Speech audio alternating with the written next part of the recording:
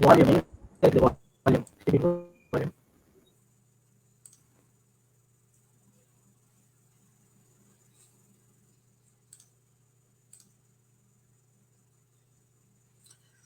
Good afternoon, one and all. It takes immense pleasure to welcome you all on behalf of National Gallery of Modern Art, Bengaluru, Ministry of Culture, Government of India, for today's virtual panel discussion, Bridging the Art-Craft Divide. Brought to you in collaboration with Ananya Drishya. We have with us speaker and moderator Prema Viswanathan, writer and journalist, panelists Veer Munshi, Gurgaon and Kashmir, Navjot Altaf, Mumbai and Bastar, S.Paramasivam, Seattle and Cholamandal, Arpana Caur. So, firstly, I would like to introduce our speaker and moderator today. Uh, like to welcome Prema Viswanathan. She is reported for leading Indian newspapers from Mumbai, Delhi, Singapore in the 80s and 90s. In the course of her journalistic career, she interviewed several luminaires of art world, and her piece of Hussein's private art collection was used as introduction to Hussein Ki Sarai, a collection of works published by Vadera Art Gallery.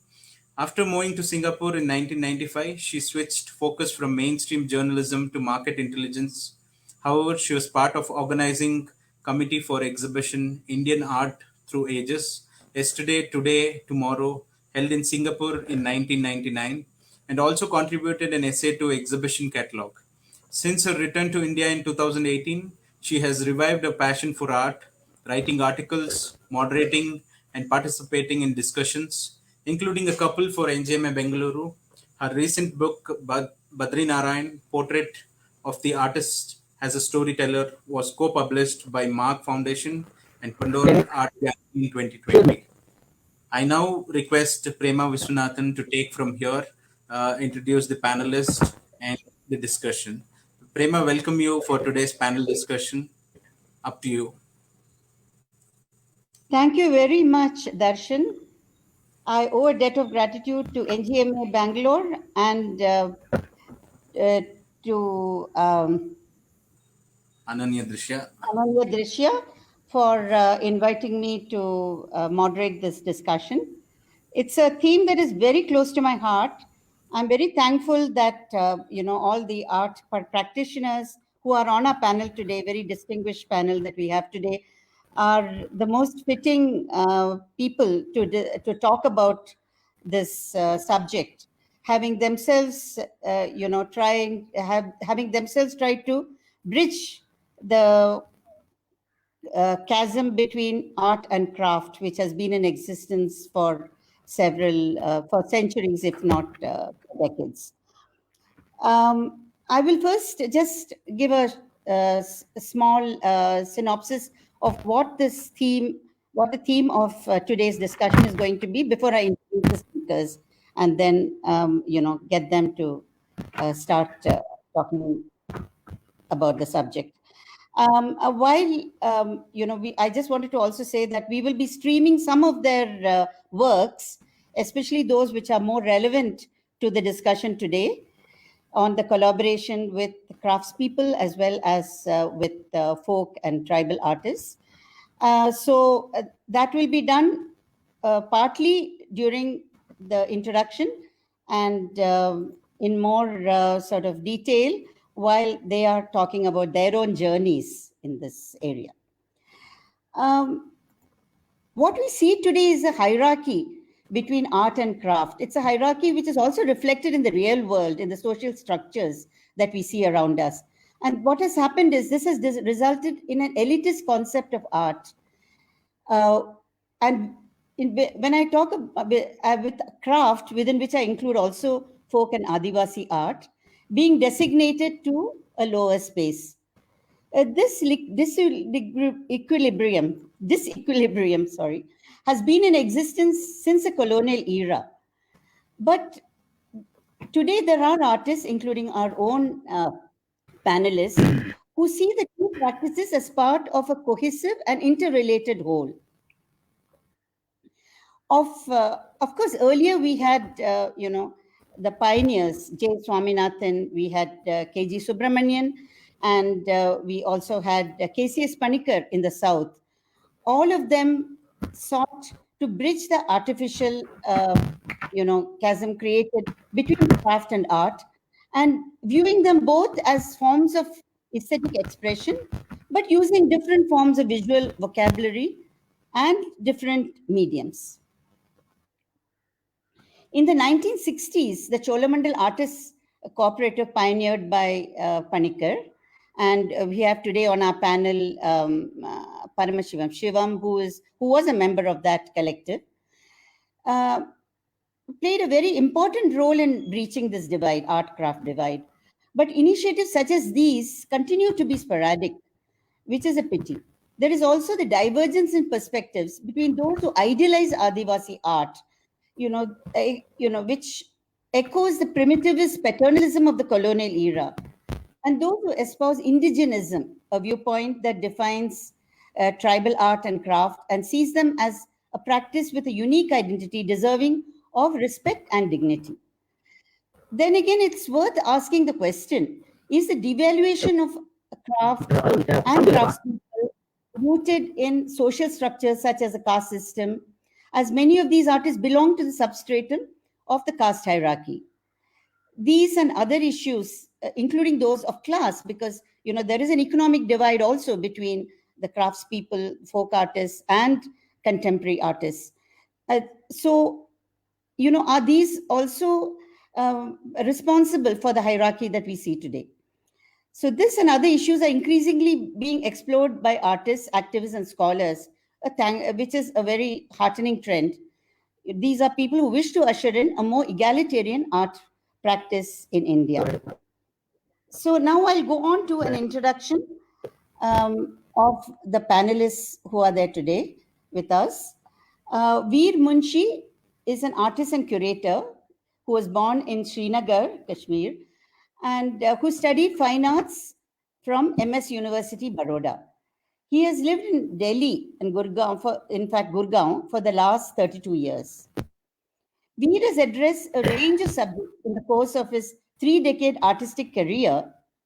I don't know where Darshan is. I wanted to scream a few of the images, but never mind. 3-decade artistic career, but exile remains his most fundamental preoccupation, which is, I guess, natural considering the fact that he has migrated from Kashmir.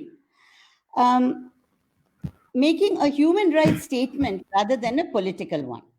He has constantly sought to highlight the turmoil that comes with his separation from his heritage and to highlight the increasingly narrow space that exists for culture and art in his state.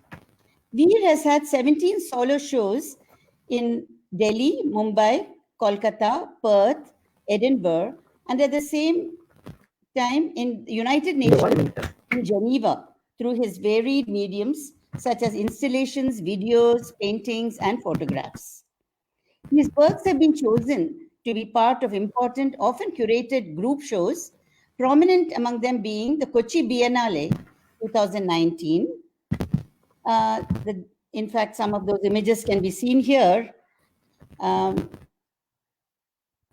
Dhaka Art Summit of 2018, Serendipity Art Festival, Goa 2017, A4 Center for Contemporary Asian Art, Sydney in 2017, Guangdong Museum of Art in China, the Art Museum in Shanghai, and Mincheng Museum of Art, Beijing in 2015, North Museum of Art, Chicago in 2015, the Adelaide Festival Center, and CASCSA, Australia in 2012. Veer has curated some significant community projects and intervened, collaborated, and engaged with various craft art projects. He was awarded a senior fellowship and the National Award from the Ministry of Culture, Government of India. I will now introduce Navjot Altaf, an alumnus of the JJ School of Art in Mumbai. Navjot's practice involves painting, sculptures, installations, videos, and site-specific works that negotiate various disciplinary boundaries. Her methodology reinforces the interactive aspects of collaboration, and the work emerges out of an extended dialogical interaction combined with deeply engaged readings of historical and contemporary art, also film and cultural theory. She has been engaged with indigenous artists and the communities in Chhattisgarh since 1997 and is interested in understanding the significance of transdisciplinary work whose nature is not merely to cross disciplinary boundaries.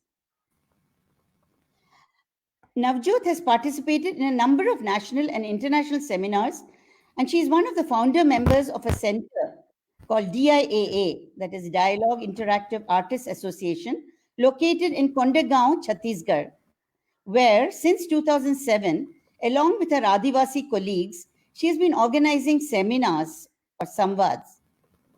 Her numerous solo exhibitions in and outside India and her participations include Samkalik, Earth, Democracy and Women's Liberation, PAV Parco Arte Vivante, Turin, Italy, between 2019 and 2020. The Earth's Heart Torn Out, Navjot Altaf, Life and Art, a retrospective, at the NGMA Mumbai, 2018 to 19. Open Borders, Curitiba Biennale, Brazil, 2019 to 2020. Karachi Biennale, Flight Interrupted, from the Invasion Desk, Karachi, 2019. Starting from the Desert, Ecologies on the Edge, Yinchuan Biennale, China, in 2018. Landscape as Evidence, Artists as Witness, Khoj, New Delhi, 2017. Stretched Terrains, Interpositions, Replaying the Inventory, Kiran Nadar Museum of Art, New Delhi, in 2017. And Why Not Ask Again, at the 11th Shanghai Biennale in 2016. Some of these visuals actually, in fact, most of them illustrate the collaborations that she's been engaged with. I next come to S.Paramasivam, or Shivam as he prefers to be known. Shivam graduated from the School of Arts and Crafts, Madras, and with the first set of artists moved to Cholamandal Artist Village in the 60s. There he worked on paintings, crafts pieces, and sculptures, group shows, Pugwash World Conference at Madras, Lalit Kala Academy Show, New Delhi, and group shows in Hyderabad and Bangalore. In 1981, he moved to Seattle in the US. At the studios of Pratt, the Fine Arts Center in Seattle, he worked under the sculptor Louise McDowell, made castings, and under Walter White, a master jeweler and glass artist. Held shows at Bumbershoot Festival, Seattle, Bellingham Art Museum in Washington State, Bellevue Art Museums, again in Washington State. One-person show at Art Box in Japan, and shows with the other artists who participated in the Madras Metaphor. In 1997, Shiva moved to Vashon Island in Washington State. He continues to have shows at Silverwood Gallery, Blue Heron Art Center. Now it is known as the Vashon Center for Arts. The new facilities opened in 2017, also at Viva of Vashon Island for Vashon artists, and the Wellies Gallery of Vashon, which primarily works on copper. Last but not least, I come to Arpana Caur. Arpana graduated from the University of Delhi with a Master of Arts degree in literature. She never received formal training in painting and was largely self-taught, according to her own admission. She proceeded to receive training in the etching technique at the Gari Studios in New Delhi, completing it in 1982. Arpana has been drawing from the miniature and folk art forms. In the 1990s, she created a series of collaborations with Wadli and Gond artists. Her work is in museums of modern art in Delhi, Mumbai, Chandigarh, Dusseldorf, Singapore, Bradford, Stockholm, Hiroshima, Peabody, Essex, Boston, Mocha, LA, Brooklyn, Bharat Bhavan, Bhopal, Philadelphia Museum of Art, Swaraj Archive and Victoria and Albert Museum, London. He received the gold medal for painting in the 6th International Triennale, 1986, the IFAX Award commissioned by Hiroshima Museum of Modern Art for its 50th anniversary in 1995. Since 1981, she has done large non-commercial murals in Delhi, Bangalore, Hamburg, and Kathmandu. The 40th year retrospective in National Gallery of Modern Art, Bangalore, 2016, was executed with Swaraj Archive. Thank you very much. I would like to extend my thanks to the panelists for taking part in this discussion. And we will now go on to the questions. After we finish with the main discussion, we'll throw open the floor to the audience, the virtual audience. So let me start with a more general question at first. Why are craft and tribal folk art being relegated to a lower rung in India? One reason, of course, could be the colonial aesthetic sensibility. But what is the role of class and caste in the marginalization of craftspeople and folk artists, among other factors? And how can this elitist attitude be reversed? Can I start with you, Veer? Perhaps you can give us your brief thoughts on these issues. Thank you. Thank you, Prema, and I'm thankful to NGMA and Ananya Drisha who has invited us for. I think this is a very important subject which needed to be talked about and to find the ways. This is true that there is a gap between the craft and art and this Adivasi and this folk art and all that. Because basically we are not taught in that way because our training has never been like that. We were not made feel proud of our inheritance.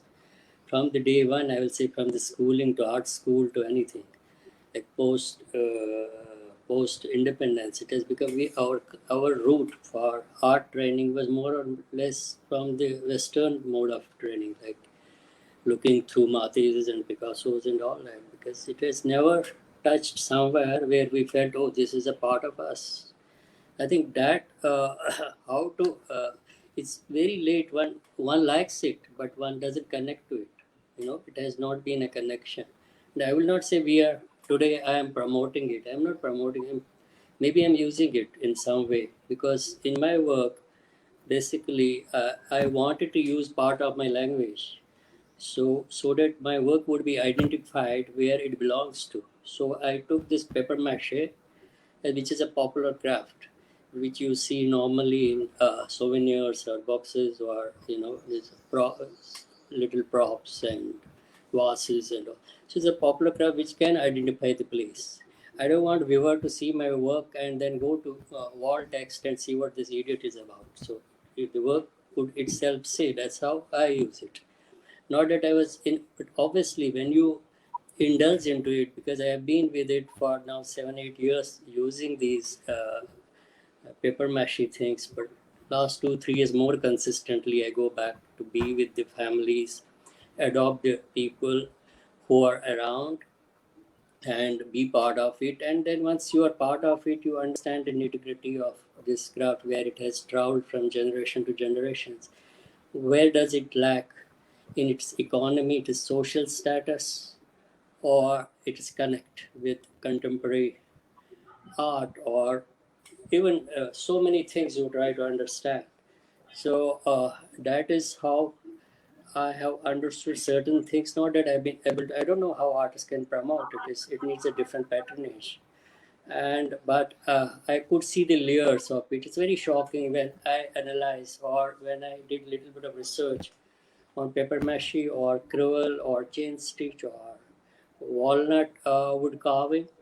It will not lost the practice, the living practice, living tradition will not last more than 2 decades. That's very shocking. So to begin with, we need to save this tradition. it must be similar in many places, if not all.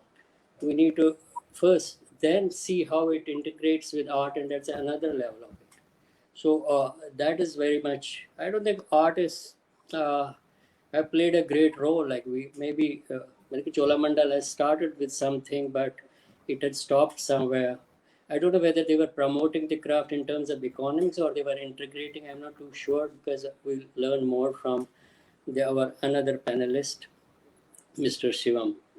But later, like AG has you also brought tradition in his work, because he was multifaceted mediums he would use in his career. So he would, like Swami had done on the tribal, or Navjot is doing hugely. And I would say, but I have not seen much happening, except the person I would say Rajiv Sethi, who has been consistent about using craft in many ways and many projects, and also collaborated with the artists. You can see that into Bombay airport. In fact, I have lately done one project with him in Kashmir, and we collaborated with. This is Fayaz Ahmad Chan. When you collaborate with, there is a hunger for them to be part of everything, to be part of, learn from it. In fact, I don't know why we have divided this artist and the craftsman, because I'm also a craftsman. Like when you paint, you are a craftsman, and a craftsman is an artist by himself. It's a different discourse how we define these two, but while collaborating, only this much, this little bit, because when we did the body of work in collaboration and we put up the show, the bar was little up for the crafts. Not, I will say, it went to equal levels, but it went up for few degrees. That is what one can think of. So I think a lot needs to be done. It has many ways one, because unless it doesn't intermingle, because it also depends on the institutions where the art now it's a high time to change, because you need intermediation of many not only art, craft, but architecture and other mediums to be part of. Then only something might come up. In fact, right from the schools, because I was talking to the schools in Srinagar to introduce this craft in the school. But it's not only introducing a craft, it's like how to intermingle and give a social status to them. And main patronage should come from the government and from the corporate sector. Like for these, even art has the problems. We are not shown at public spaces. I think RMZ has started doing very nicely and hugely. I think other corporates should follow that. A government system, like we have so much of development taking place, glass towers and metal towers. I don't know whatever the structure, but there's no cultural space in it for neither art nor on craft. Craft, I mean, even for the art, it is not. When we have now highly debatable Central Vista coming up. I'm sure it will be coming up finally. But where is the cultural space in it? And it's similar structures. Our development is going huge in 21st century we are in, but no space. And then it comes the second, how we can integrate. I think that is through the institution, that through the art institutions, that's from the school itself. We can develop the audience, then we can give them the social status. I do feel that now the class children, they are not into it. I have done a little bit of research. 30 years of age, below that, no one is in it. Maybe some of them in trading, but not doing handmade craft, handmade work. So it's very gloomy. At least I can talk about Kashmir sector. It's very gloomy that is dying so fast. And how do you take it on? I think there are many ways one has to think, and this is the one. I would have, even we do talk of, again, we become elitist and talk. I would have liked a craftsman to be part of the panel. Because now they are also getting education, they can think otherwise. I have seen crafts people, youngsters are becoming doctors and corporate sectors, but maybe if they come into part of discussion, maybe they can revive some kind of psychological process, to get back to the things and do something for the community and the art in particular. That's how I think. Thank you very much, Veer. And you're very right. I mean, I did contemplate getting, an Adivasi artist or a folk artist or a Yeah, I think craftsperson it's onto the panel, but it just became a bit unwieldy at the moment. Maybe another discussion we could have yeah, on, maybe it should go into that direction. I'm not saying everything is yeah, done now. yeah, It has to be on definitely, every level if really one wants to do something for it. So definitely. And, perhaps we can go on to Navjot now, who is working very closely with Adivasi artists in Chhattisgarh. And, Navjot, if you'd like to throw light on some of these larger issues. And, I mean, my second question will be more about your specific, your particular journeys. But, I mean, you're welcome to bring it in with this if you wish. Prema, first of all, I'd like to thank NGMA to invite me for this session. And now to answer your question, I'm going to concentrate only on about my work in Bastar and not more than that, because it's quite complex. And so I'm not going to talk about my work that I do otherwise. So you see, I personally feel that if we look at this issue in the context of contemporary art, which Veer has already talked about, but I will also speak a little bit about it. When we talk about in the context of contemporary art, there has been a transformation in the art scene since the 90s or maybe a little earlier. So, as artists in different ways have been deriving from different cultural forms and traditions and are working with people from various disciplines. So, the lines of division between fine art or folk or popular or left and or art and craft within the contemporary art context are blurred and fluid. But this is as long as we talk about contemporary artists' work.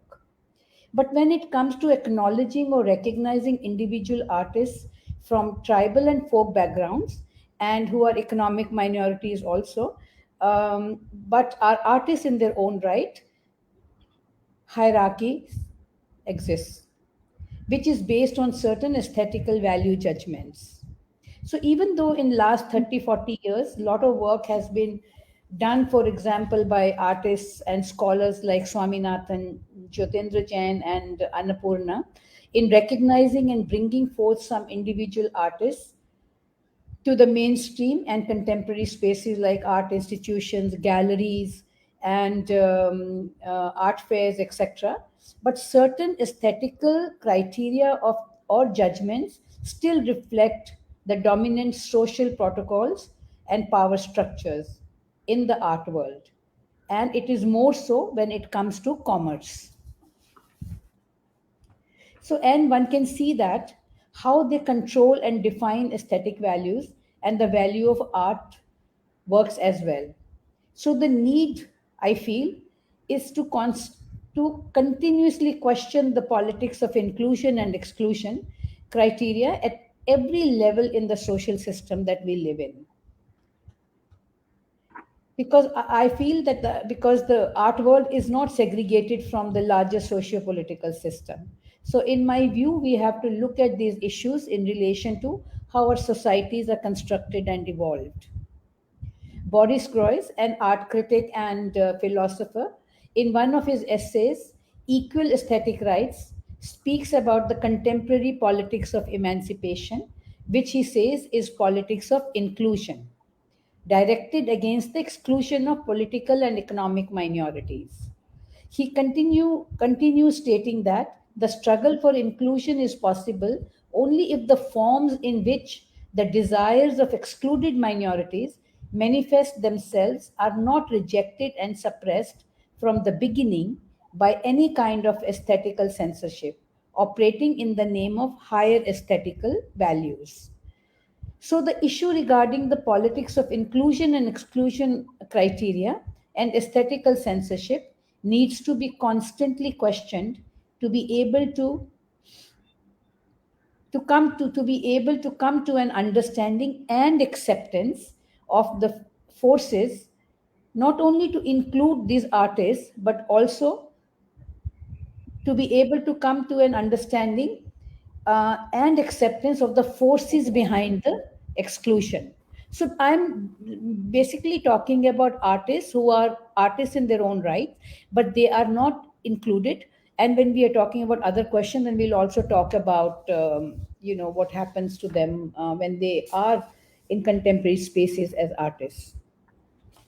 Thank you so much, Navjot. Yeah, I look forward to a more close look at how the collaboration has worked and how you've And I kept. will show my images later, Yeah, maybe with the During- second, with your next question. Okay, you want the images to be shown while you're talking, or Not with these, not with these. okay. So after you finish, you want to go to the specific ones and explain. Okay. Yes, yes. Shivam, I'm glad you're back on board. I hope you can hear me. Hello? Can you hear me, Shivam?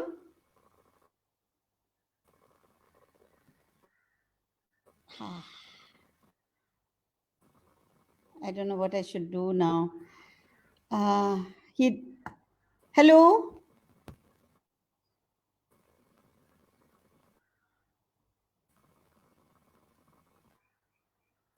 Shivam? I think Shivam, there's some problem with his... Hello, can you hear me? Hello, Shivam? Can you hear me?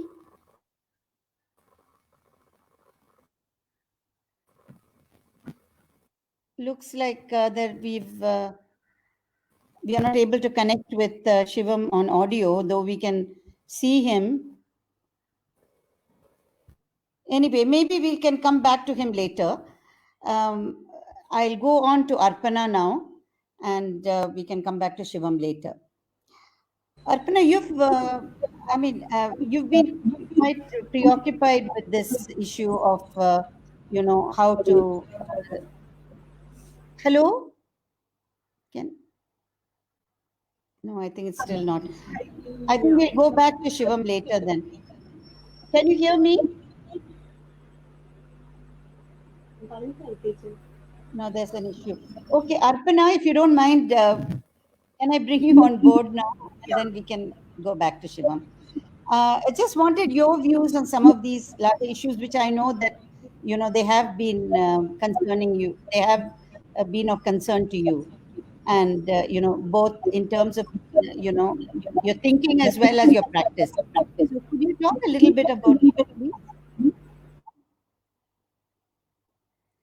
I mean, especially what you see as, the factors as well as the solution, or, bring about an equilibrium between art and craft. Socio-economic disparity, I have seen since childhood. It's always been there, it's growing now. And this divide that we see between art and craft is part of that socio-economic, disparity. And I, feel that by accident of birth, I'm born in Delhi, the capital of India. Whereas these artists whose work I love are born in a village with no electricity, water, road, etc.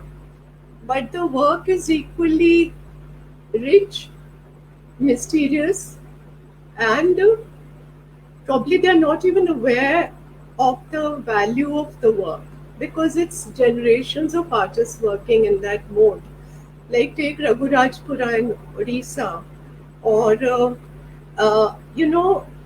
therefore about, I would say 35 years ago, in the 80s my work began to sell. There were no takers for my work in the 70s. When the work began to sell in the 80s, I began to acquire miniature paintings and folk and tribal art. And at that time, there were no takers for folk and tribal art, I would say. Now the situation is much, much better. And one feels very happy about them working on a very large scale and, able to work on a large scale. then after 800 pieces of folk and tribal art had been acquired, and where to house them, and my mother built a little museum of folk and tribal art, which is without a ticket and open every day, in a museum of miniature painting. And my collaboration began in round about 1990, culminating in a show called Between Dualities. The dualities are contemporary and folk and tribal art. So that Between Dualities was in Delhi, Bombay, then it went abroad to New York, Amsterdam. It came to Singapore, where you were there, in 1997. So that was a phase of my work where, for instance, I was very attracted to tattoo painting, black and white Godna painting. And because my own work is very colorful, so I found this Godna artist in Craft Museum, Satnarayan Pandey, and I said, Pandeyji, I found him different from the usual Godna tradition. And at that time, most of our art critics in Delhi did not know what's Godna. They would ask me, Godia? And I would say, Godna is tattoo. And I would tell Pandeyji, our trees are gone in Delhi.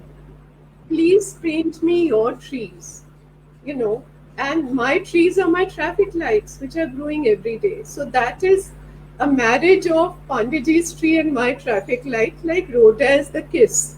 So that was the beginning of it. And I said, make me lines of your animals, and I'll have a vertical row of Delhi's animals, which are its expensive cars. So it was called So Many Horsepower. So this, and I said, Pandeyji, sign. And he'd never signed a work.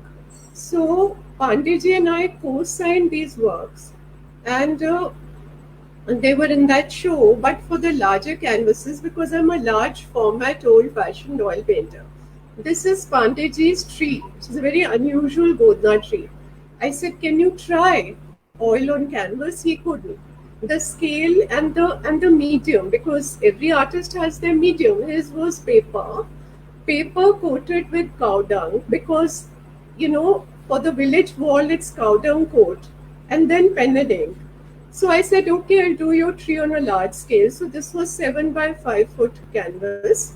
So in the paper works we collaborated and co-signed. In the larger canvases I took the motifs, and it was like bowing my head in reverence to an unacknowledged tradition. To incorporate that into my work is like saying, I respect you as much as self-respect I have for myself. So that was the beginning of this journey that culminated in 97. Similarly with Wadley artists, and I really had to force them to sign the paperworks, because they were not used to signing.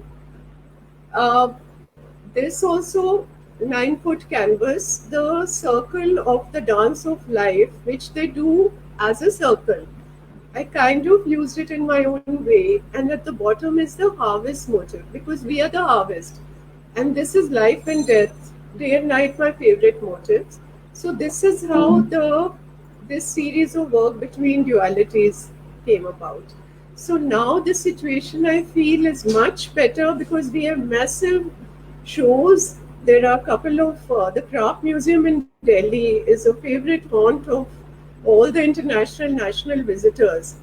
But even an artist, a star, I would say like Jangar Sham, he would be squatting on the ground in Crafts Museum and doing his painting head bowed. And we all know that he was taken to Japan by a Japanese person, and his passport taken away. He didn't know English, he didn't know Japanese. He wanted to come back after the 6-month contract was over. And he wrote to his wife that, he's not giving me my passport or allowing me to come back. And eventually the rope in his room, that was the end of Jangar. So it would never happen to a contemporary artist. So that kind of exploitation, I feel, was there. He was the father of Gond art. He started this dot system within the figure.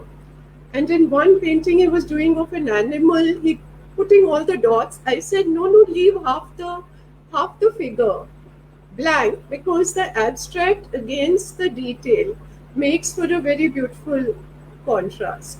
So this is what I have to share with you, Prema. And I thank you and NGMA, because this is a subject which nobody has touched on before, in terms of a discussion. I think it's sheer accident of birth that we are where we are and they are where they are. Things are improving. Thank you, Arpana. Let's hope so. Shivam, can you hear me now?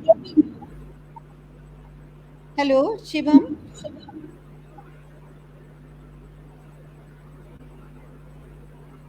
Hello? Looks like he still can't hear. Okay.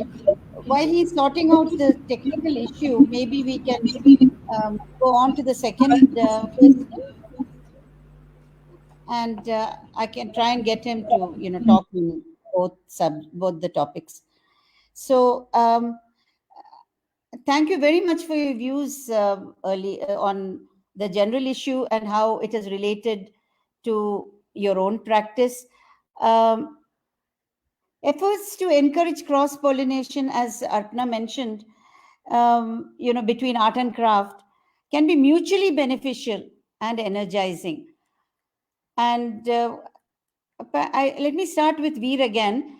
If you can just speak a little bit, I know you did touch on it, earlier, but if you can speak a little more about the challenges you faced while initiating such collaboration, what you said about, using papier mâche and so on. I mean, what was your interaction with the craftspeople who are using some of these, using this medium in a very different way from you? How did that conversation go?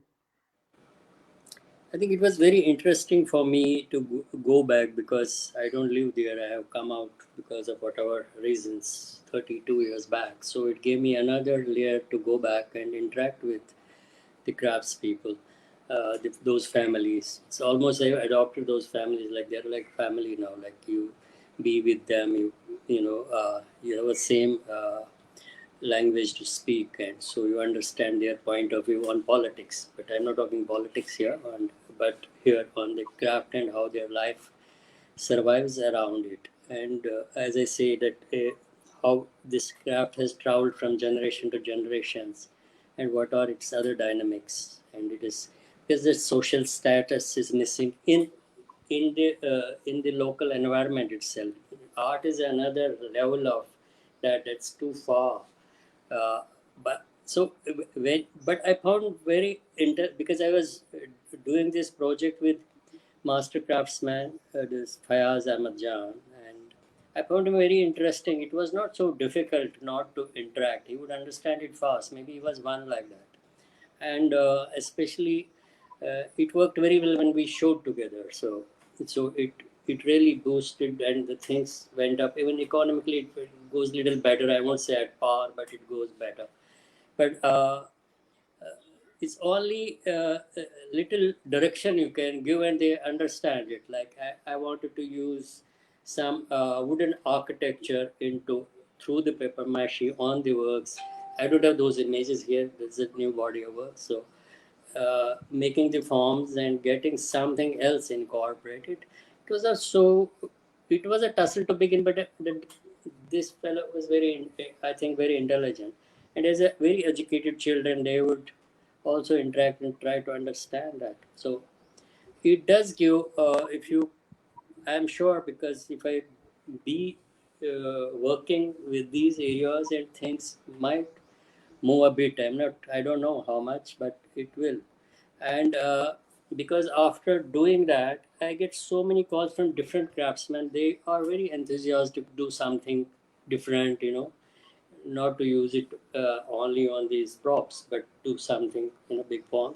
So you get a lot of, I think most of the paper mache, because they're also, paper mache belongs to a Shia community, which is also minority in a way. And so they have been practicing it since ages, but it's dying very fast. Like that is the thing. But I don't think it's that difficult.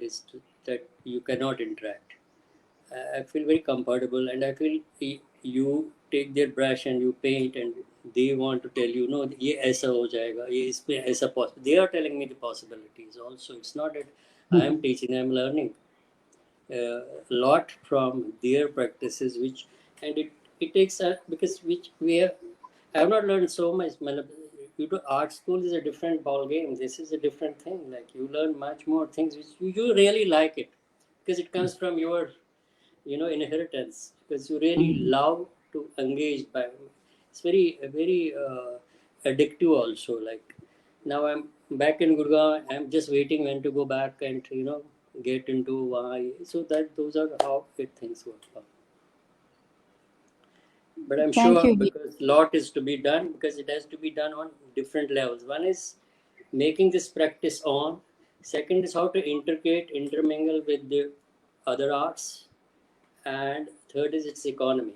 How does it work? And fourth is the branding, means how to share the branding, like how to share these individual craft person is also an equally, stakeholder, holder of anything one does, but one does.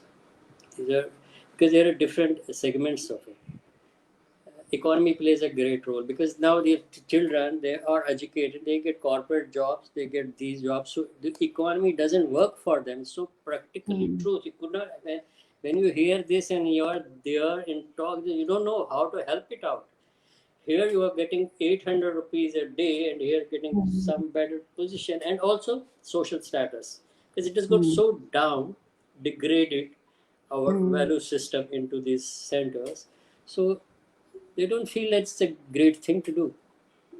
So on many levels, so you got to have in school level so that you can develop the audience for yourself. And even if you teach the craft, different various vision of craft, but when you go to art school, it needs different kind of a connect. It needs a different. It's not like teaching craft. It's need interdisciplinary, courses to adopt and flourish in these college. Then maybe because it has to lead as a moment. It's not that one individual doing it.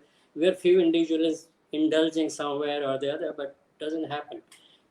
And I think that's the biggest thing we have. We inherit so much of this weaving viewers. We have hundreds of weaving things, but we are not been able to make our presence felt through this inheritance, even in contemporary art in the world. But a lot has been happening now in later period. I mean, as Navjot said, 90 onwards, sort of, as things are changing, people at least have started thinking about and doing certain ways and getting involved into these practices and understanding your own cultural, but patronage is needed. Thank you, Veer. Navjot, if I'd like you to elaborate a little more on, your journey in Bastar, and since the 90s you've been involved with them, and how did that collaboration, how did it sort of pan out, if you could, and were there any challenges during that collaboration? Prema, my project with Adivasi artists, because I did not live there, I almost went to a place which was so unfamiliar to me. My interest was to understand, Adivasi art, and basically, first time when I went there, it was to understand representation of female bodies in their sculptures. And so that's the time I met my colleagues. So my journey has been little different from Veer's and Arpana's. So my project with Adivasi artists who were also trained at Shilpi Gram, I will give you a short background for you to understand where they come from. So trained at Shilpi Gram, an institution conceived and built by Adivasi artists community, and Jaydev Baghel, everybody knows, he's a well-known artist in Bastar, began with the focus on communication between artists from different cultural and economic backgrounds, and for which we had received a grant for 3 years from India Foundation for the Arts, Bangalore. So it was a long enough time for us to explore these possibilities. So, to the specific challenges that we faced while working, first 2 years we worked side by side at Shilpi Gram Studios. To begin with, included how to understand each one's premise and position as artists, because we spoke different languages and our practices were very different also. But because I was also making the wooden sculptures, and Jaydev Bagel saw that and he invited me to Shilpi Gram and he said, "You come and work there for some time." And actually, I had gone there to see the possibilities, and this project developed there.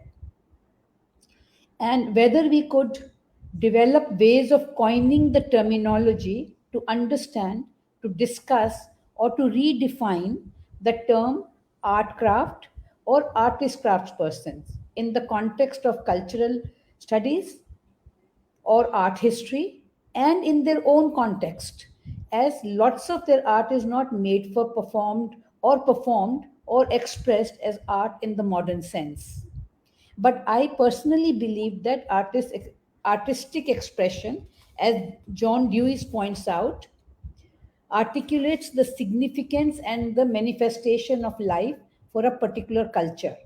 So the travel within Bastar with my colleagues and sometimes with Jaydev Bagel and local poets and writers and other intellectuals was of great, or I would say, was of extreme value to me. What was also very important for us was engaging with the questions related to representation and self representation and prevailing sexual hierarchies in larger social systems and the art world. Because there was no woman artist who was practicing, all women artists were assistants to either to their husbands or they worked in guild. Though they were trained in Shilpi Gram as Rajkumar was trained, and Shanti Bai was a wife of a master craftsman who trained her, but she was always helping him. But she never practiced independently. So I would like to mention here is that I saw my intervention in that area from a feminist perspective, a perspective that could embrace a pluralistic conception of art and artistic value and different approaches. We called our first project Modes of Parallel Practices, Ways of World Making. Keeping in mind the difference, I considered them as parallel practices. And collaboration as a strategy was negotiated between us over a period of 2 years, not at once when we first met or began. Other challenge that we faced was when we intervened in public spaces. Question at that point did not remain only to my intervention in Adivasi area, which is quite a problematic question. And in the art world here, this question was being raised. Which expanded to my Adivasi colleagues' intervention in their own areas as artists, because the nature of our collaborative project in the public space outside Shilpi Gram was different from the local artists working in their own spaces or in the guilds run by few individual artists for exhibition purposes, which were organized by Lalit Kala or Handicraft Board or various other exhibition. But the most difficult situation for us was when we were asked to move out of Shilpi Gram. Why we were asked to move out of Shilpi Gram by the working committee of the institution? Because they felt that our work no longer fitted within the norms that Shilpi Gram believed in. Our work outside with the community people at hand pump sites and concept of Pillagudi project to explore communication possibilities between artists while experimenting within the mediums like wood, stone, iron, or bell metal in the studio space allotted to us at Shilpi Gram. Whereas we felt at that time, this is after 2-3 years, we felt that collaborative art practice, inclusive of people's participation, respects the principle of the aesthetics, which demands acknowledgement of difference, aesthetic frictions, and recognizes the space which exists, as in our case, between the urban and Adivasi artists, and then between the artists and the community people, and how, if we remained conditioned, it could hinder the ways to explore possibilities of learning and unlearning, because I was not interested in making my own works in collaboration with them. So even first 2 years when we made our own sculptures, because sculpture was a common medium, that was, they felt at ease and I felt at ease to interact with them because we were working in the same material. Now, how were we using that material? What was I doing with that? What were they doing? How they were telling the story? How I was telling my story through the sculptures? But I did not have any of them assisting me. I had my own assistant who had come with me from Bombay. So the So do dialogue you think center. we should show, sorry, do you think we should show that visual of Rajkumar and you having different sculptures?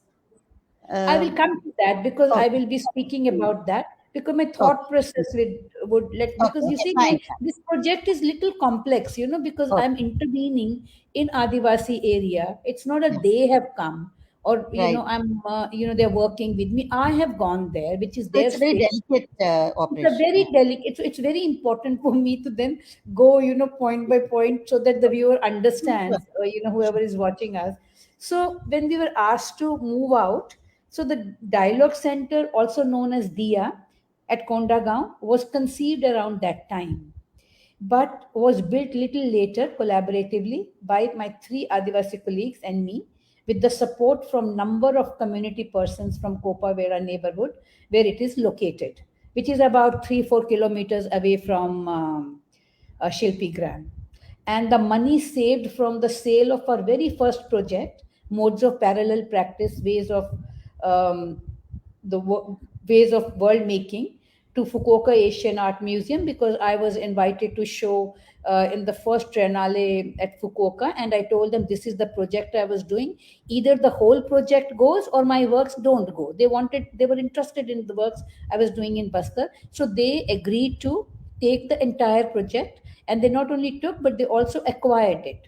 So there was quite a handsome money which we distributed between us equally, and then part we kept in case we don't get more scholarships and all, we will have some funds to continue. So this is how the money was sort of raised for dialogue. So the last point I want to make is that this is very important also, because a lot of people feel that we moved from Shilpigram and we built another Shilpigram where I have my studio, where I have my house, where I have everything. But I want to clarify this, that we did not think of Dialogue Center as a studio space to produce individual artworks for exhibition purposes. Sometimes my colleagues Rajkumar and Shantibai do that because they are looking after that center when I'm not there. I mean, otherwise we all look after. We have divided our roles. What we will do, even when I'm not there. So sometimes they bring their works, but otherwise they are also working in their own individual spaces.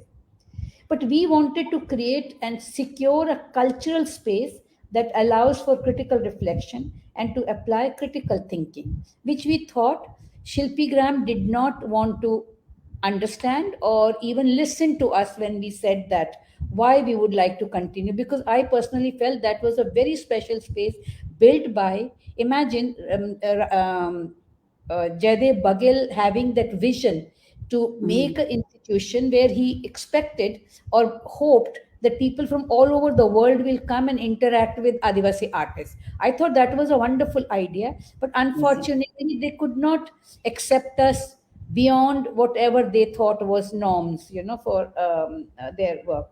So, apart from Nalpar projects and ongoing Pilaguri art workshops with young, we have been organizing seminars since 2007, which facilitate interaction between local people and people who come from other places. Now, these are people who are, PhD students, sometimes art historians or poets, local poets, writers, or activists, farmers, lawyers, and journalists, all kinds of people who are interested in interaction, they come there. And the process of and so which encourages actually the process of both learning and unlearning for everybody. And we have been experiencing that the difference and the engagement together provoke reflection. You need to reflect also on what you are doing. It's not that you're continuing doing, because here we are not interested in making a product to bring to the market. That we are working individually. We also have strategy to support ourselves. My colleagues make their own works, and they also show in contemporary art galleries. And I must say, Sakshi and Guild have been extremely supportive to, and for some time even Talwar Gallery in Delhi was very supportive to show them. But now they show with Guild. So we've had 4 seminars till date, and our last one was in 2019. And after that, we are in this COVID situation, and that was called title Samakali. What about the government? Did you have any sort of interaction with the government or any patronage? So yes, we had. So when we started working on when my when I talk about the works that we are doing there, especially public art projects like at hand pump sites and all, so which has actually have evolved from our engagement and interaction with the communities there and municipal authorities. Because we can't just go and start building something at hand pump which is installed by the municipality. But municipality install those. But if you look at the images, maybe now we can see one image. Yeah, they're beautiful. They look like sculptures. Apart from beautiful, they just don't pay attention to the drainage, which results into unhygienic conditions, surrounding. That's how those projects started. Okay. So I'll be speaking about this in my next when you have that. So it's a combination of functionality and aesthetics. You see, the idea is that when you say you work with communities, what are communities doing? Communities are not going to do what I'm going to say. The idea was that it's the communities who decided. How did we get involved with the communities? Because looking at Shanti Bai, who's a woman, they said, we also want to work with you. So we very clearly told them that our funding is only for artists, 4, 5, 6 artists, and we cannot have everybody here, but we still can work with you, whichever area in the open outside you feel is appropriate for you. So then they came up with this, if you look at our hand pumps. So, that's how the project began. And the idea is to engage them. So how do our designs get evolved? What do we take from, you see, otherwise if I have to make those structures with my modern art school trained sensibility, I may not make designs like this. I may make something else, But here it has to be, relative to their cultural experiences. So can we see the visuals now? It would be nice to just take a look. If you're finished. We can see. I mean, I have finished with that part of your question. Yeah, there are quite a few images, but we can maybe focus more on those which the hand pump site. I would like to show you to show the one which is before the Nalpur project was. Can we make it a little bigger?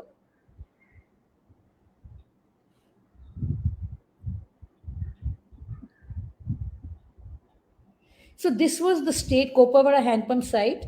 This is Kopavara. Kopavara is a neighborhood where our Dialogue Interactive Association Center is located. So this is how when I said that they install hand pump sites and they build the yoni like a structure. It's not only in Bastar, everywhere in India. Sometimes I also wonder that when we have to make these mass produced objects, why do they have to be so ugly? They can also be beautiful, and people can, and even when you sort of take out water from these, it makes so much noise. Why should it be making noise just because it's for poor people, or it's not in a museum space, or it's not in a huge corporate which corporates decorate their place with contemporary Indian artists works. But when it comes to designing, it's always so poor. But I remember from my childhood, hand pumps used to be beautiful objects, They were really beautiful and lyrical if you see the handles and not. But look at this. Apart from that, look at the structure where there is no drainage. The drainage is only a 4 feet or so.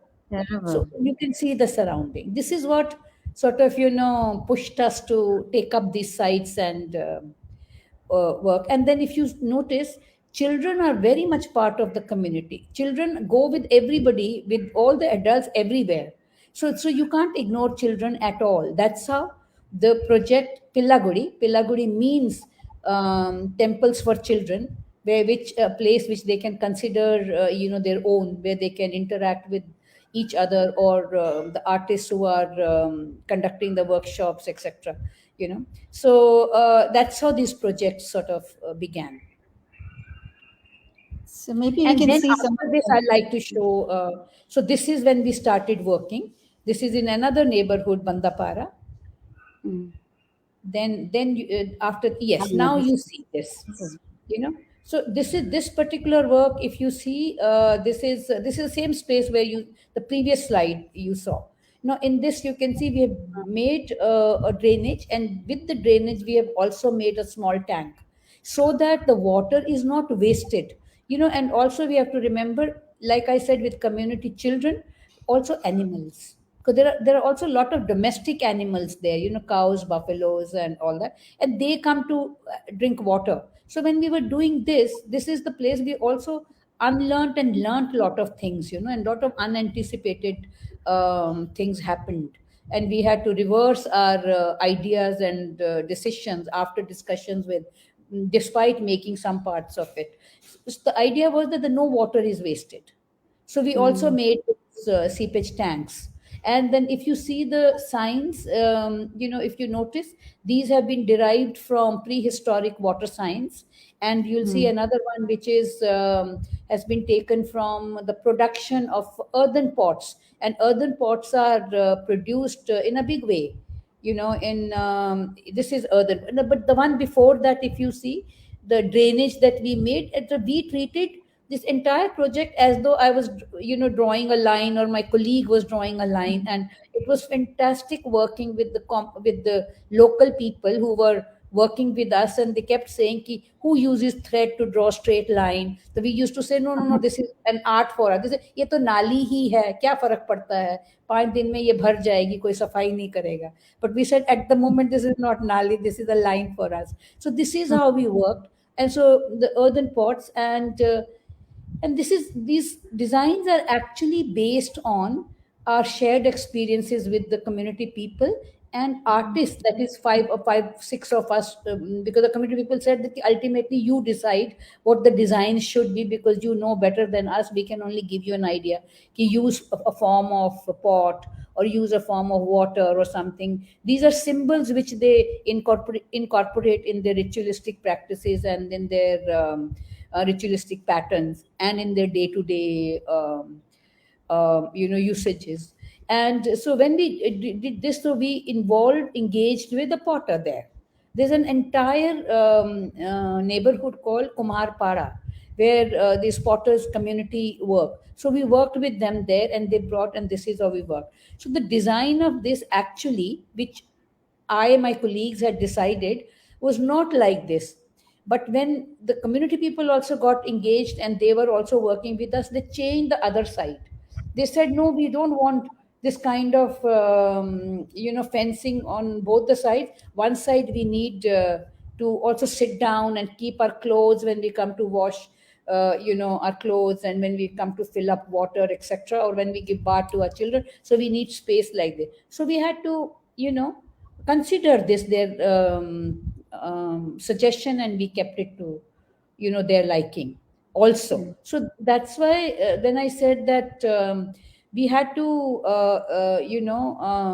that was the most important, I think, most interesting part of this process, where unanticipated insights also were unfolded, and we had to change our previous decisions, like I said before.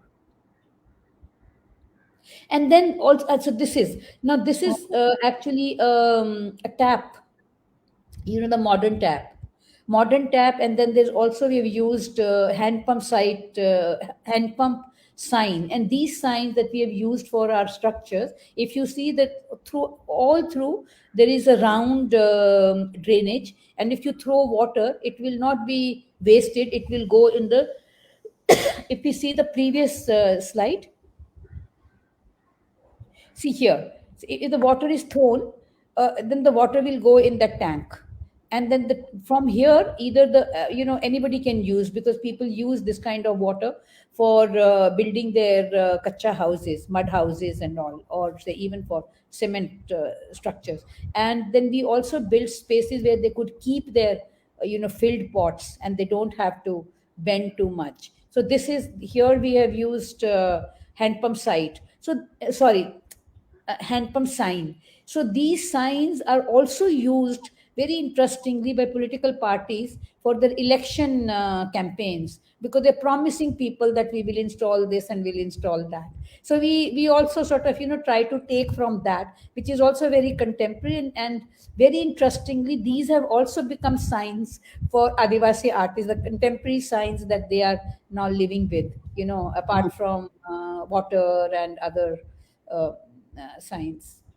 And here you can see also another tank next to that. So, and it's full with water. So we now we have tried to, but now we are facing problems also, which I think we should also be sharing.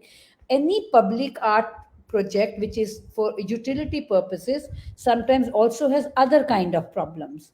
Who will maintain it?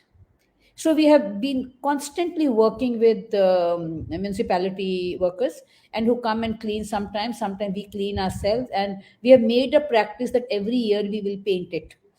So when we have our seminar, that's the time we also paint. So this is the responsibility we have taken. At least once a year, it is taken care by us. So just a slide before that, please. This is sorry, Pillavudi.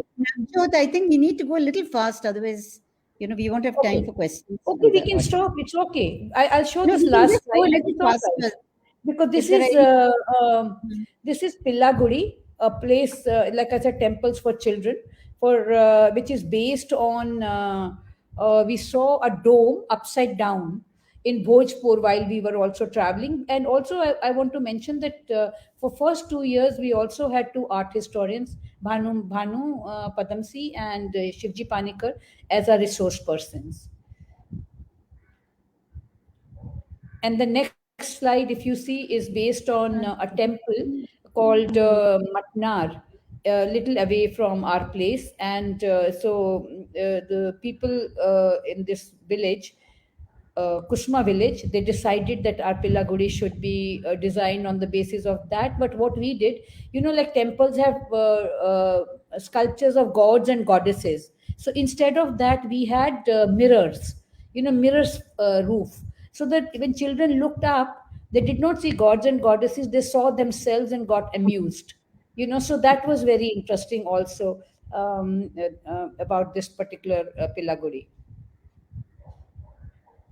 And these are some of the workshops where we engage children, and basically because we have done number of workshops. We had done number of workshops in our first 2 years also, and after that we got interested in working with the young to create a kind of excitement and passion to feel, to passion for perception to feel, to and to develop listening and visioning, and and some, so that children can can sense that there is a breeze, or there is rain, or there is thunder. Otherwise we just pass by and we don't think about these things. I was amazed when we did this particular workshop, which was called Walking Trees, how these children went to the forest to bring certain plants. They knew names of at least 30 plants which would harm your body, and I did not know more than 3. So they have their own knowledge system, which is not recognized in main school education system, which is neutralized in the with the hope that unity in diversity kind of thing. And then also this insects live here, making children aware of multi-species planet. It's not only the human beings who are living here, but there are also these simple insects which are extremely useful for the planet. So this is one. So these are some representative of certain workshops. Next, please. I would like to share 2-3 more and then we can stop. This is sensing breeze from artificial source, that is a fan.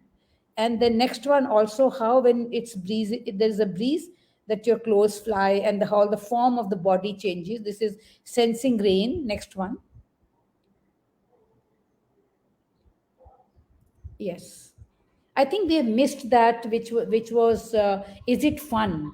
Because that was a very important phase for us, where we saw children being very violent to one another. So we had a performance called "Is It Fun?" So, okay, we'll leave that. We'll leave that. If we are short of time. Next one, please. And I end there. This is our third seminar, which is called Nature of Value of Nature. And in this, you can see people from different disciplines, from theater to writers, poets, farmers, and all kinds of people, and also art historians. And I'd like to show the last slide of our center, that long strip.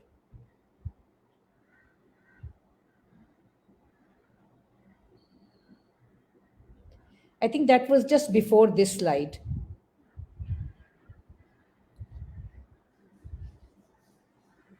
Second last slide. It's not there? No, it doesn't seem to be. This one, the one which I couldn't see the image.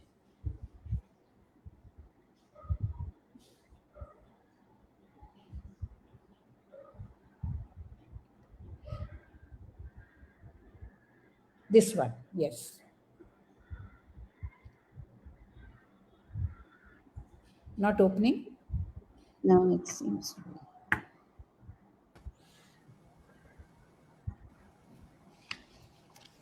Maybe we can try later. Thank you so much. It's all right. Really fascinating to hear about this.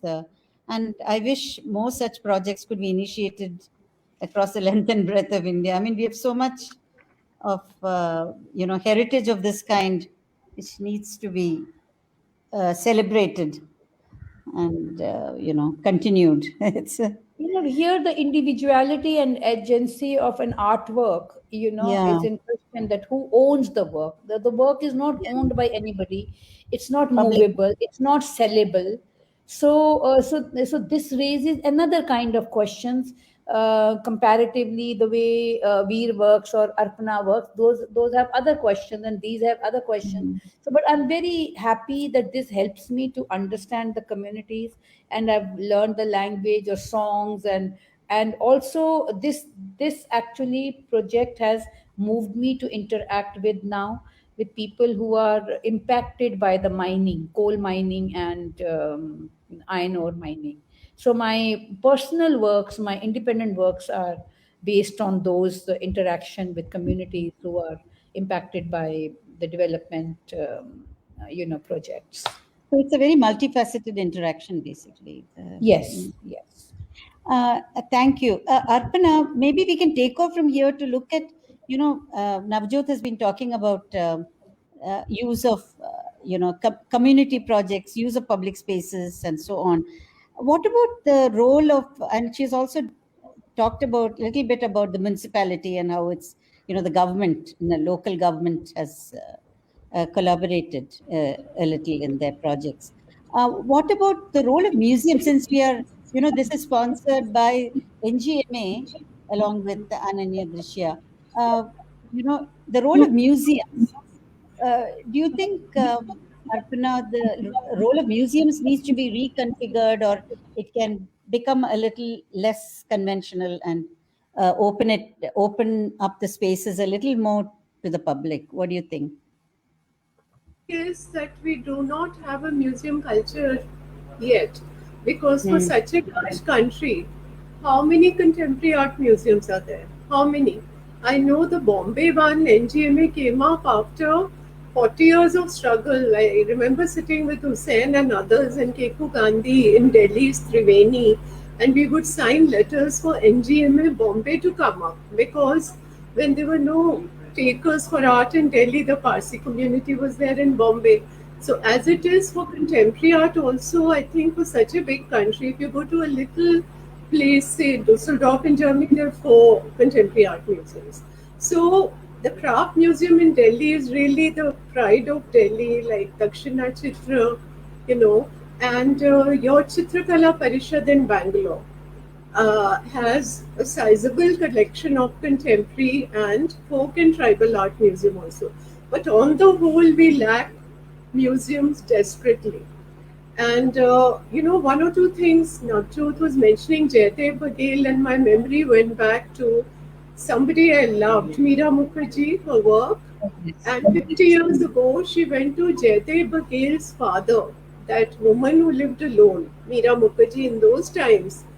She goes to an unlit village and lives for years to learn, the bell metal casting from Jaydev Bagel's father. So, and as a contemporary artist, what has been my learning? Their myths and legends are so rich because all their work is based on their myths and legends. Like one of the works in my collection is a bird I've heard since childhood who sleeps with her legs up.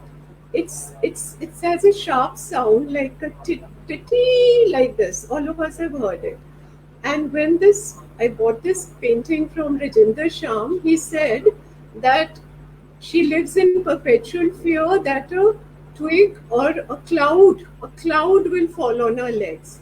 So she sleeps with her legs up.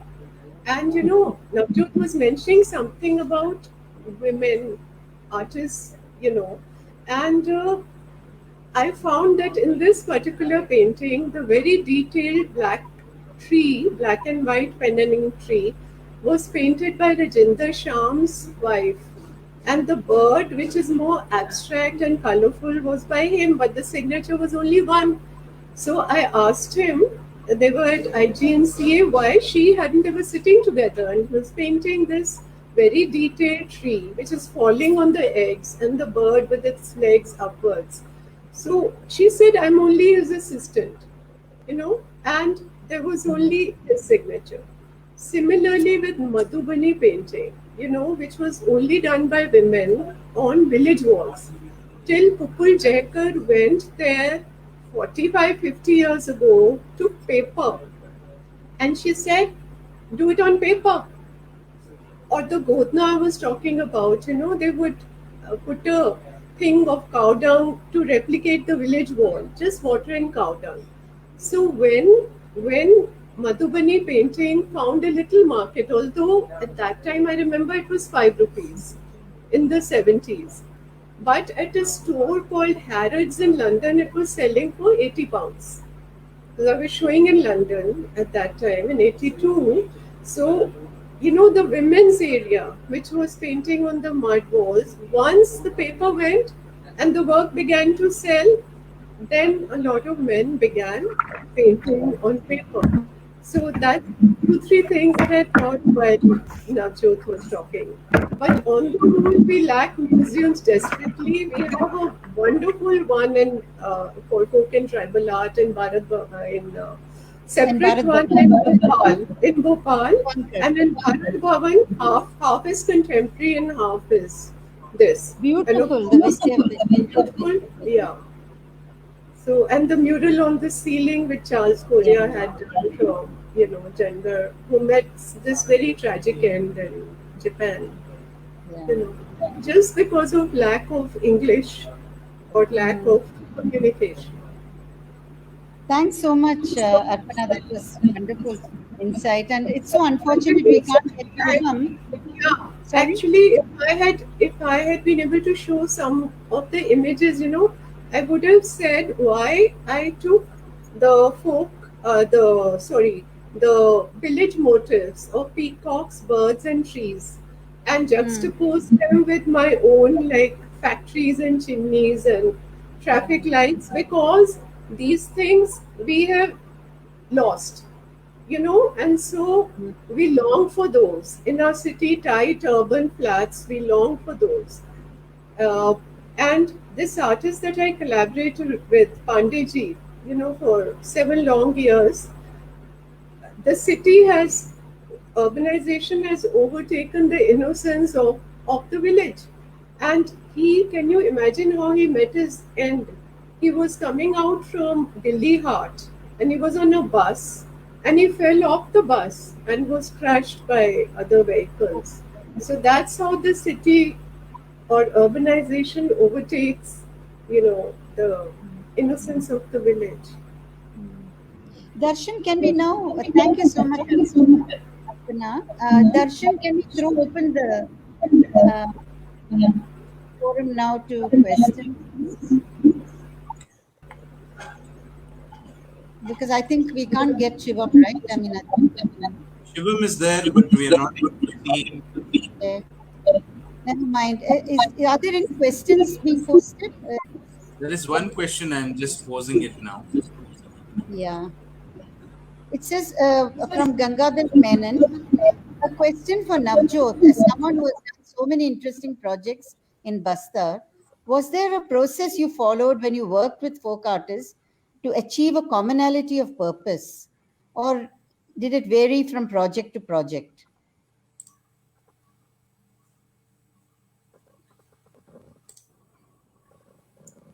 See, there are many, but no, I did not follow any project to find commonality of a purpose or anything, because you see, I think each project has their own focus, and in what context they want to work. So for me, that I did not try to follow any project. So I would like to know what kind of projects is he talking. What kind of project, Gangadharan? Is it possible to sort of let him come on video, or? No, I don't think so. If he Maybe we can post it replies, on the question box. yeah. You see the area. You see the different areas. Now, if there's a project a social scientist is doing in certain area, or if there is a project an anthropologist is doing, because I also met those people there. But their focus was on understanding, let's say, the economy of that place, or some people wanted to understand the militarization, the way this whole issue of Naxalite, and the conflicts between the community and the police, and the different kinds of police. You have CRPF, you have local police, then you have military there. So some people wanted to study that. Some people had projects with children, who drop out of schools. So different, but these were also far away. It's not that in the same area. The area where I went, which is Kondagaon, Kopavera, and Bastar district, is actually a Tahsil town, and the projects which were going on were funded by, let's say, handicraft boards to train artists. They would say train 5 women, 5 male artists. So whether women were interested or male were interested or not, they will gather those 10 people and put them. In fact, Jaydev himself used to tell me that why am I doing a project only with 5 artists? I could, with the same money, I can have 20, 30 people. But that was not my interest. My interest was people who were already artists and who were interested in experimentation and who were open to experimentation. That was my interest when I went there. And then, of course, the project developed and it moved out of our studio space, etc. So I think different projects have different focus. So I did not try to follow, or I did not have any intention of following, but I learned from people who were around. Like there's an anthropologist who comes from ANU, from Australia, and he was writing his first book on Adivasi economy called Savage Money. So that time I met him. Then he and the local poet and writer were translating and first transcribing, then translating a local oral epic, Lakshmi Jagar. So I used to spend a lot of time with them, understand. In fact, I learned a lot of things from them because they also took me to the areas where their interest lied, and in the process, I got exposure to even those things. Maybe if nobody had told me about Lakshmi Jagar, if I hadn't found out about that, I wouldn't have known. So like I said earlier, I have not followed anybody, but I have learned and interacted. From my interactions with different people, I've learned a lot. So what he's asking is, was there any particular process that you followed? No. I followed. Yes, of course. The process for us was, like I said, that my project is not, the focus was not to make art, with them, where they help me make that or they produce my artworks. My interest was that they do their work, I do my work, because they were already artists. They were trained and they were practicing. But the only thing was they were practicing little differently because of the economic, constraints. So, but when we got this scholarship, we had good money. I mean, it was a very prestigious grant, and so they had a chance to experiment with whatever stipend we got or the money for material we got. So it sort of helped them to think, bigger. So they were doing their work, I was doing my. We have never made works together which have brought to the market. They bring their works to the market, I bring my works to the market, and I don't make sculptures there. I made sculptures only in first 2 years because I wanted to be there, and it was not that I started making wood sculptures. I was making wood sculptures in any case since 1994. So I was making mine, they were doing there, and that was the time in a common space, like in many of these contemporary workshops also, when we are put together, let's say codes, when we are put together, you're interacting, you're talking to each other, you're eating together, you are going to certain places together in the same car or same jeep. Similarly, we interacted. Mm-hmm. But with no intention of making my works to be, exhibited in galleries. I see. And my assistant has been my own assistant, and not from that group of people. Mm-hmm. In fact, I wanted to, when Arpana was talking about the innocence. No, I would like to finish the sentence. Yeah. Can I finish my sentence? When we say bring work to the market, creates to bring to the market. We create work and we then bring it to the public domain. So if we keep saying that we bring work to the market is the last thing on our minds. If we are true artists, when we are creating, the market is the last thing on our minds. But what I am trying to say, Arpana, is that if I had gone there to take their help to make my works, in that context I'm talking about, and market when I'm saying exhibition purposes, gallery space, museum space, where there is a possibility of the works being sold also. From that perspective, I'm talking about the market. Not that you're making for the market. Yeah, but like when you're bringing works to a gallery, for instance, or a museum space, you're bringing it with the intention to share. Because sales, at least in the case of an artist like myself, sales have been few, very few comparatively. So the idea is to share what you created. The idea is to share. So you're not in any way, because see, for instance, the mural in Hamburg, where I use the Wadley circle, painted it myself. It's a 50 by 50 foot mural done in collaboration with a German artist. An artist collaborative that said, we cannot pay you So I said, okay, let's juxtapose the Indian concept of time, which is timeless, and the Western, which is linear. So you paint your scale and your compass and your industrial wheels of Hamburg. I'll paint my pot, my charkha, and we link it because in humanity everything is linked, whether it's west or east, with the worldly circle of the dance of life.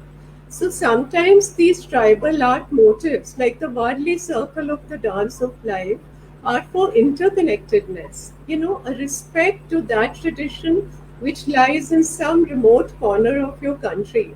And now that mural is 15 years old. It's in a very old, prominent part of Hamburg opposite a railway station. And everybody wants to know what is that Warli circle, as everybody wanted to know, Godna was an unknown word in Delhi in at least 20, 30 years ago. It was tattoo painting that people did on their body. But when paper went there, they said, why not make 5 rupees? Why not make a tattoo painting on paper? So you see, there the compulsions were economic. But sometimes There has been a discourse on this issue, but the point I'm making is that what is happening even now. Number of artists come to certain areas. I know that area because I've been working there. They come, they work with the local artists, they make their works, and they don't call it collaboration. Those people are used as their assistants, and they make their own works, and then they come and show. So then there's no mention of collaboration or cooperation also. So it's like what you are saying is, even our very first project and second projects were shown in Sakshi Gallery as parallel. We call it modes of parallel practice. They are doing their own work. I'm doing my own work. Whether in the process are we inspired from each other? Are they inspired from their visits to Bombay, or am I inspired by any of the sculpture? Like my sculpture through the binoculars actually is an image from the Maria Khamba, which is a memorial pillar, which I had gone to see. Because because I was also making a point how binoculars, if you see one way, it brings the subject closer. If you turn it, it takes the subject away. So, and also the point I was making, if I feel that I am being observed, I am also observing somebody else. If I have intervened in that area, it was not that simple for me. People were observing me also, but I was also observing them. So I was making this kind of points. My point that I'm making is, we never made sculptures together to be shared or to be sold in the gallery space where they are not acknowledged. The idea was that they are acknowledged for their work, and I'm acknowledged for my work, and they can be, like you said, they can be shown in the same space, and there are connections. Yes, it was co-signing. Or there may not be any connection. Andiji had never signed, most of these artists had never signed a work because in their tradition, like in the miniature art tradition, signature, the Jankai Lora, individuality does not exist. They are just, they've inherited a tradition and they are not signing. So to say, please sign with me, side by side, that was the first instance of co-signing, because I was disturbed by an exhibition I'd seen in New York of Clemente, who is very, very well known and had worked with our traditional artists and said so in the catalog, but the works were not co-signed. So I felt that co-signing is a way of acknowledging the presence of the other, which people like Vasho, who works with the miniaturists in Rajasthan, is doing all through. So that is a very fair way of, of saying, you and me together, we are the same, and let's sign together. See, these are different concerns. These are different concerns, Arpana. These are different concerns. If we are making and painting together, and we co-sign, both of us sign, it's also a way of acknowledging. And if people are making their independent works and it's in the same shown in the same space, or they are collected in the same space, like in museum space, then also they're acknowledged as two different artists' works. So I'm talking about acknowledgement here, but I have never made any work with my Adivasi colleague. So we have never co-signed any work. So I was talking in the context of my practice in that area. I'm not comparing. There's no comparison because each artist has their own job. The only thing that bothered me was bringing to the market, because that is a thought lost in our minds. If a genuine artist Gallery is a market. Gallery because Prema has another question and she's talked about the market. Yeah, because And you cannot wish away the market, right? I mean, everybody needs to make a living. If you are if you are an artist by profession, it is, we are also operating from a position of privilege when we say that, the artwork should not be brought to the market, because in fact, we have not unfortunately, discussed that question. We have not discussed yeah, that if question. we could also look at that. There was also a comment, I think, from somebody, Darshan, but it went off speculatively. Anyway, I think this question, we are just, okay, Nirja Singh says one likes it, but one does not connect with it. Veer Munshi, that says it all. I don't know what. Just a comment. That was just a comment, yeah. Anyway, no, the market forces thing, it's not something that we can wish away much as we would, The we would economic like. factor we cannot, write off. that comes later. You see, your passion is what's driving you. Your Yeah. passion. That's And true. the market comes, and in 90% of the works that at least I produce are unsold. But it's your passion that drives you. Not the market. You don't start with market. You become an Yeah. artist by Nobody's talking about that. Nobody's talking about that. Most of my installations are lying with me. They are not sold. Videos are not sold. So that doesn't mean that you will not work in those large mediums. installation doesn't sell, but that doesn't No, mean market. see, you should take the question in the context it has been explained. So my context was that I personally, like say when even Meera Mukherjee, when she made sculpture, she had bell metal artists assisting her.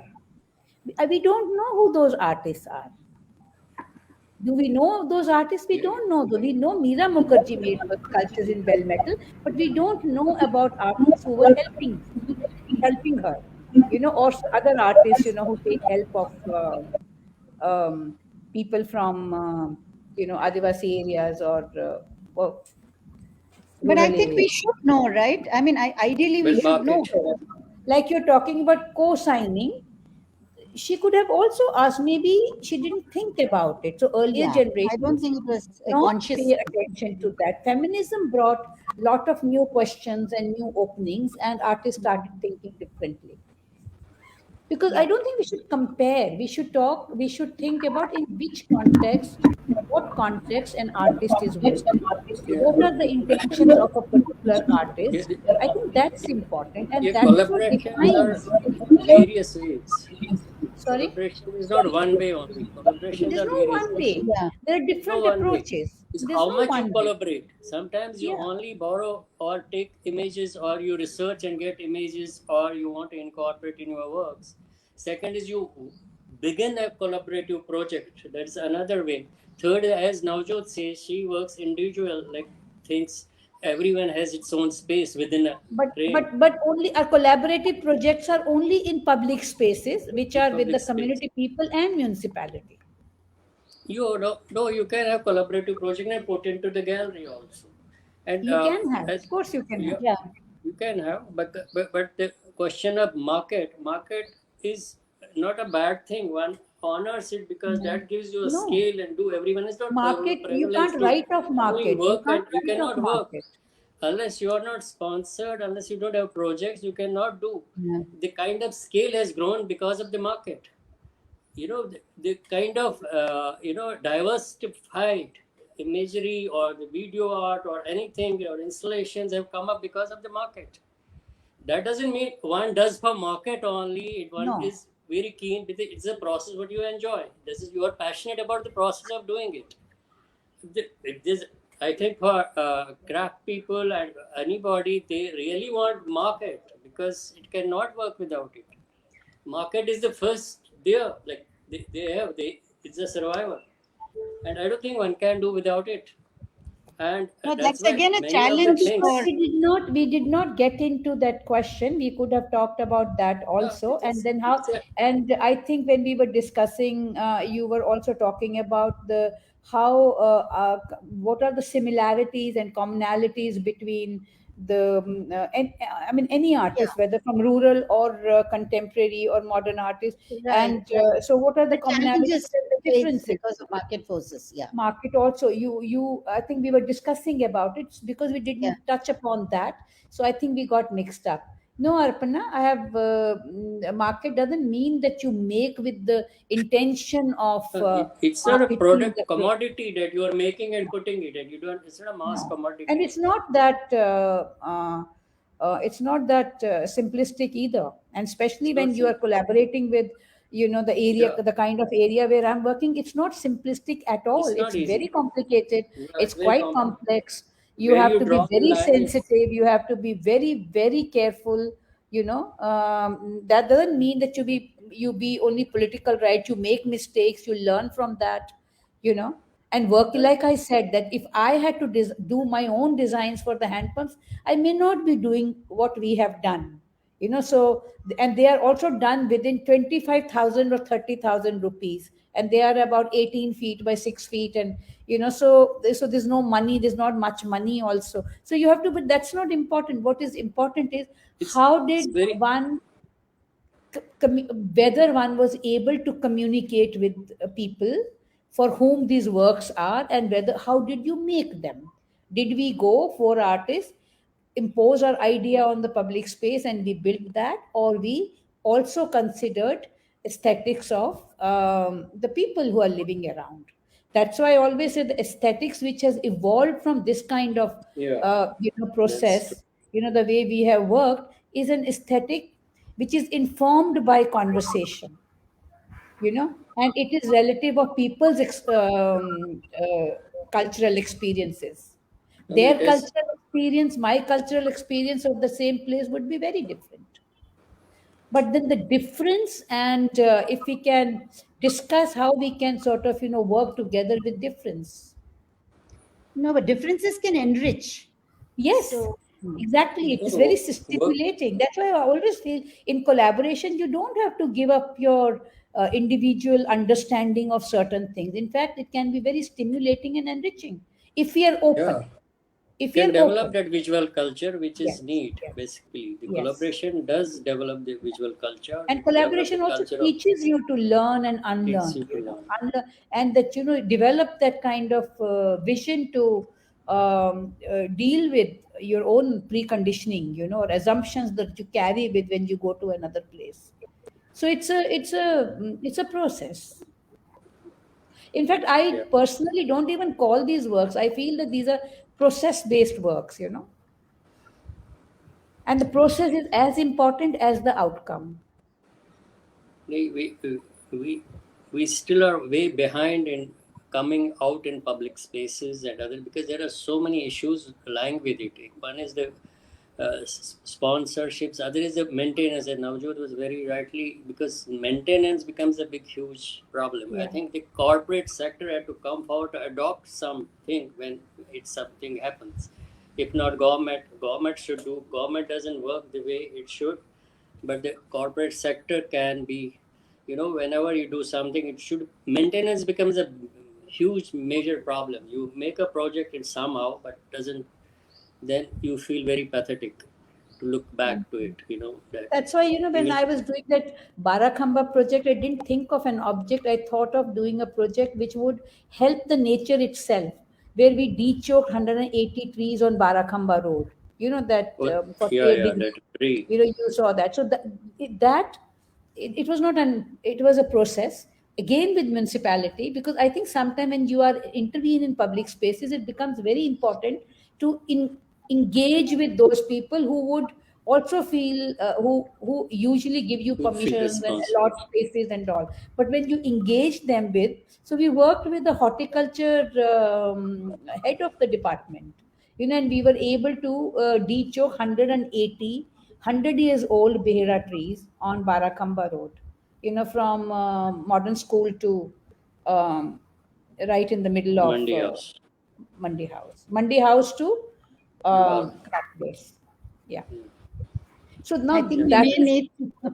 Sorry, So I what think is we that? may Now what is wrap up that? It soon is not. because we have. It's a service to nature. That Yeah, public art yeah. project was a service to nature. It was no object. There is nothing. So no question of market or anything. I think that kind of projects in public spaces excite me more. No, and I think that we should have more of those, definitely. But side by side, we also have individual works which, look, which need to be sustained. No, they need that. It's a question of. No, Yeah, since we are certain things talking in has. the context of artists working with craftspeople or artists working with people from other disciplines, it's not only craft. Today, artists are also working with scientists. Artists are working with social scientists. Like I have done projects where I've worked with filmmakers. I've worked with social scientists. Number of my public Multidisciplinary. art projects, yeah. Number of my other, I've not. I didn't think we'll have time to talk about other projects of mine. So I only showed my Bastar project because it is to do with It's very people interesting. from Yeah. Maybe Adivasi we can reserve that for background. another discussion on Yeah. multidisciplinary interactions. Yes. Anyway, it's been a wonderful discussion, and thank you all so much. I'm very sad that Shivam could not participate and Yes. We have missed woken up his. so early in I Seattle was a to bit do that. interested to know what has happened in Cholamandal. What was that? Uh, Perhaps, I don't know whether Vasudev is listening. If so, maybe he can provide some inputs on what is happening in Cholamandal. Because it was something that okay. Okay, if I Next don't time. know, just a brief, maybe he can talk a little. Darshan, do you think you can I'm just request trying. him? Let me see. Yeah, if you can just request him to speak for maybe a minute or two on what is happening there. Because I know that Panikkar did do a lot to bring Yeah, to that time it expose was a his big students talk that time. to. No, it's also the whole tantric tradition which was subaltern. He brought all that. I mean, it was exposing that to a very cosmopolitan sort of conclave of artists. So, and not only that, I mean, there were so many other crafts, arts, interactions that took place in Cholamandal, from what I understand. I mean, there were toys being made. There was also the market coming in because they had to sustain themselves. It was a commune of artists, but they needed to sustain themselves. So they had to sell for a while. It was, Okay. but I think probably, I mean, Shivam would have explained it a lot better. And Yeah, okay. That's all. but maybe We could missed someone. his. We missed hearing Yeah. his. No, we really missed it because he also is working with artisans in the US, which would have been, that would have also been very insightful. What are the differences in practices there? Yeah. And also his father was a weaver. So I wanted him to also explain that, what it was like to grow up in that tradition and then, I mean, move away, far away. We didn't talk about the governments, that what they are doing for the. So I feel that even if they have had number of schemes to sustain different crafts, but at the same time, my experience has been that how they are not able to save the communities, who are known for the finest, weaving in Nagarnar, where NMDC has come up, and because of their land acquisition procedures and the expansion of their plants, that entire community, entire village has been destroyed, like non-human endangered species. Even this community is being impacted. So we have Right. sometimes have to even think about if corporate helps in something, the corporate colonization in certain areas where they are sort of, left and right buying land with the, sanction of the government. The That's also government very has to, problematic. So we have in to, fact, there is a law. There is something like 2.5% money for all this art and craft and other thing that doesn't come into use. Totally. There are yeah, laws are always in place, but not used. whether law made is implemented properly, or people are getting benefited from it. Yes. Yeah, because that is used for something else. Like it's not being Everything is otherwise. double-edged, whether it's government patronage or Yes. So corporate. it's That a is corporate Government, economy. It corporate, is everyone. Because beneficial for somebody, it is very destructive for another set of people. So it's very complex, and we need to actually address these issues. We exactly. even about whether it's museums, because museums can address. You had there's a I would like to say the role of museum, like bridging the divide concerned, art institution and museums are very important. I feel, these are important spaces, but Yeah. they will also have to sort of reflect on the larger cultural discourses, like its norms and attitude towards caste, class, gender, sexuality. Because you asked whether it is from class or caste reasons that people are Among the reasons, yeah. there's a hierarchy. So because the institutions actually have the power to actively impact the conversation, so they can play a very important role apart from collecting artworks and all that. It was meant for But that then purpose. we also know that museums are also inherently political.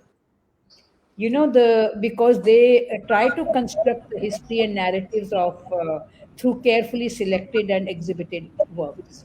So both ways one has to look at things. So there's no uh, um, uh, there's no simple answer to these questions, but definitely the need is to Yes, continuously start the raise dialogue. questions and look at these problems critically.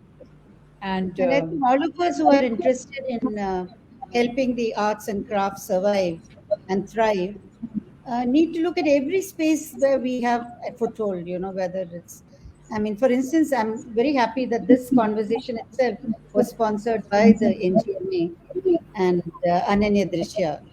NGMA is a government sponsored and Ananya Drishya is a private initiative. So, it's also showing that there can be collaboration at various levels and which can also be useful in carrying the conversation forward. I mean, we may not have all the solutions right now, but important to have the conversations.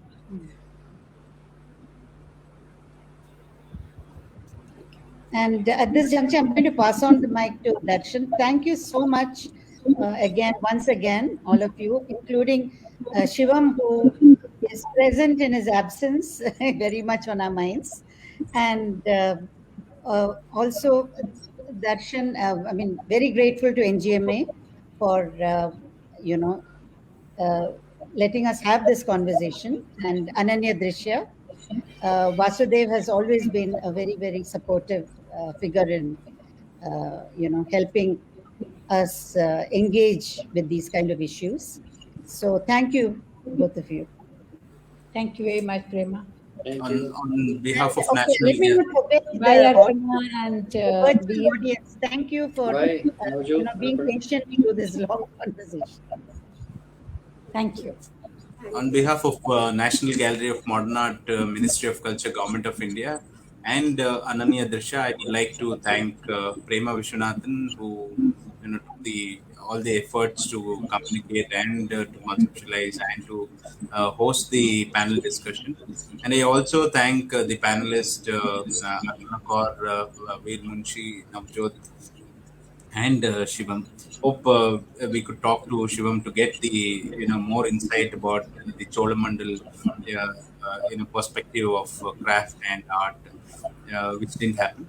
But anyways, and I lastly like to thank all the viewers who have joined us to the panel discussion, and I request them to follow us on Facebook and Twitter for future events which we will be hosting in near future. Once again, thanks, Namaskar, and have a good evening to everyone. Thank you very much. Thank you.